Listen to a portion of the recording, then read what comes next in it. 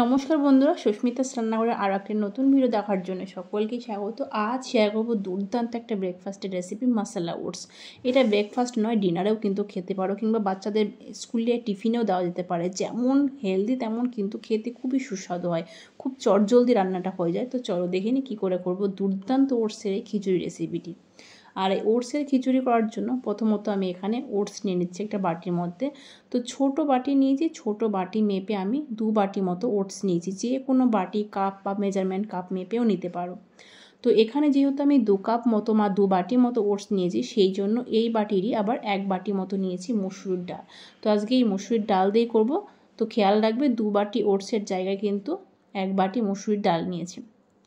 মসুর ডালটা ভালোভাবে ধুয়ে এটাকে আমি এইভাবে জল সমেত কিন্তু ভিজিয়ে রেখে দিলাম। আর এদিকে কড়াই দিলাম পরিমাণ মতো সাদা তেল। আজকের রান্নাটা সাদা তেলেই করব, এটা তোমরা চাইলে সর্ষের তেলেও করতে পারো। ফোড়নে দিচ্ছি একটা শুকনো লঙ্কা, তেজপাতা আর কিছুটা গোটা জিরে দিলাম। চাইলে এখানে গরম মশলা গোটা যে গরম মশলা সেটাও কিন্তু দেওয়া যেতে পারে। ফোড়নটা হালকা নাড়াচাড়া করে নেওয়ার পরে হালকা যখন কালারটা ধরবে ঠিক সেই সময় ছোট একটা পেঁয়াজ দিলাম। এটা নামি মশলা ওটস, কিন্তু সব মশলাগুলো একদমই কম একটু হেলদিভাবে করছি। তো সেই জন্য এখানে ছোট পেঁয়াজ দিয়ে হালকা পেঁয়াজটা ভেজে নেওয়ার পরে এখানে 1 চামচ মতো আদা দিলাম গ্রেট করে। আর গ্রেট করে নয় হচ্ছে আদা আর রসুন, 1 চামচ মতো রসুন বাটা। যতক্ষণ না এর কাঁচা গন্ধটা যাচ্ছে ঠিক ততক্ষণ পর্যন্তই নাড়াচাড়া করে নিতে হবে। তারপরে এর মধ্যে একটা মিডিয়াম সাইজের টমেটো একদম সরু সরু করে কেটে রেখেছি, সেইটা দিয়ে দিলাম। দিয়ে পেঁয়াজের সাথে টমেটোটাকে বেশ ভালোভাবে মিশিয়ে নেব। আমি যেহেতু টমেটোটা কেটে কেটে দিলাম, তবে তোমরা চাইলে এটা পেস্ট করেও দিতে পারো, মানে টমেটোটা পেস্ট করেও দেওয়া যেতে পারে।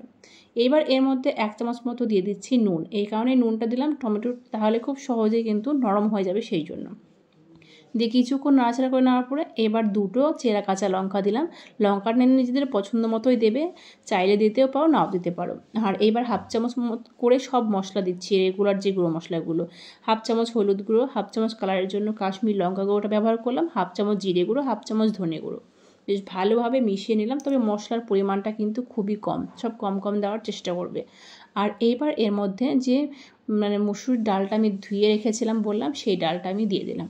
আর এই ডালটা কিন্তু তোমরা চাইলে আগের থেকে 1-2 ঘন্টা আগেও কিন্তু ভিজিয়ে রাখতে পারো, সেক্ষেত্রে খুবই সহজ হবে, রান্নাটা খুব তাড়াতাড়ি হবে।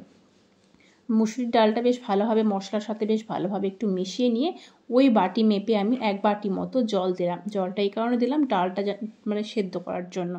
বেশ ভালোভাবে মিশিয়ে নিয়ে এবার আমি ঢাকা দেব। ঢাকা চাপা দিয়ে একদম লো টু মিডিয়ামে এটা 4 থেকে 5 মিনিট মতো এভাবে একটু কুক করে নেব। তবে আমি যেহেতু এটা ঢাকা দিয়েই করছি এভাবে কড়াইতে, তোমরা চাইলে কিন্তু এটা প্রেশার কুকারেও ডালটা সেদ্ধ করে নিতে পারো। এবার ঢাকনাটা খুলে দেখো, এখানে মনে 50 থেকে 60% মতো ডালটা কিন্তু সেদ্ধ হয়েছে। আর এইবার এর মধ্যে জলটা একটু কমে এসছে বলে আমি ওই বাটিতেই আবার ছোটো বাটিতেই আর 1 বাটি মতো জল দিলাম। জলটা দিয়ে বেশ ভালোভাবে মিশিয়ে আবারও আমি এবার ঢাকা চাপা দিয়ে ঠিক 5 মিনিট মতো রাখবো, একদম লো টু মিডিয়ামে 5 থেকে 6 মিনিট মতো রাখবো।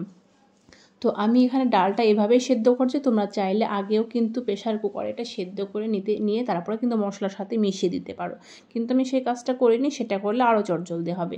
তো এইবার দেখতে পাচ্ছ 5 থেকে 6 মিনিট পর ঢাকনাটা খুলে তোমাদের দেখাচ্ছি, একদম পুরোপুরি কিন্তু 90% মতো ডাল সেদ্ধ হয়ে গেছে। এইবার এর মধ্যে আমি সেই ওটসটাকে এবার অ্যাড করছি, যে ওটসটা রেখেছিলাম। ওটসটা কিন্তু এভাবেই দেবে, কোনো রকম শুকনো খোলাতে ভেজে নেওয়ার দরকার নেই। তো আর এইভাবে ওটসটা দিয়ে এবার বেশ ভালোভাবে মশলার সাথে ওটসটাকে মিশিয়ে নিতে হবে। জাস্ট মেশানো পর্যন্তই কিন্তু এটা ওয়েট করব। যখন দেখো বেশ ভালো মতো মিশে গেছে, তখন এর মধ্যে আমি জল দেব। আর জলের আন্দাজটা তোমরা দেখলে বুঝতে পারবে, একটু পরিমাণে একটু বেশি দিতে হবে। ওটস কিন্তু দেখবে একটু ফুলে কিন্তু অনেকটাই হবে। তো সেই জন্য জল এখানে আমি কতখানি আন্দাজ, এখানে 2 গ্লাস মতো জল হবে।